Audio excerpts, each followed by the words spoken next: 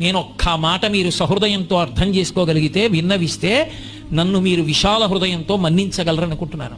బెల్లంతో వండింది పాయసమే, పంచదారతో వండింది పాయసమే. ఒకటి తెల్లగా ఉంది, ఒకటి నల్లగా ఉంది, రెండిటి రుచి తీపి.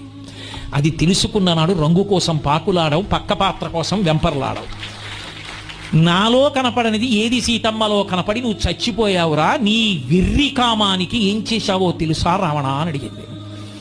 ప్రపంచాన్ని గడగడలాడించగలిగిన వాడు ఇంద్రుణ్ణి గెలవగలిగిన కొడుకుని కన్నాను. నీ కామానికి పరకాంతని తెచ్చి కొడుకుని యుద్ధానికి పంపి చంపేశావు నా కొడుకుని. నీ తమ్ముణ్ణి చంపేశావు కుంభకర్ణుణ్ణి. ఇప్పుడు నువ్వు చచ్చిపోతే నీ తమ్ముడు విభీషణుడు నీ తలకొరివి పెడతాడు. రేపు నేను చచ్చిపోతే నాకు తలకొరివి పెట్టే కొడుకుని మిగల్చకుండా చచ్చిపోయిన దౌర్భాగ్యుడా, నీ కామం నిన్ను చంపిందిరా చెప్పరా సీతమ్మ ముందు సుందరకాండలో. ఒళ్ళు దగ్గర పెట్టుకోకపోతే అన్ని వేళలా వయసు ఉంటుందా, అన్ని వేళలా శరీరంలో ఓపిక ఉంటుందా?